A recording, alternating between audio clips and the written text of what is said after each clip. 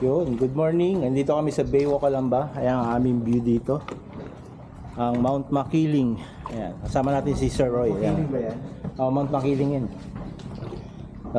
Lipad kami ng floats ngayon, ang kanyang PA-18.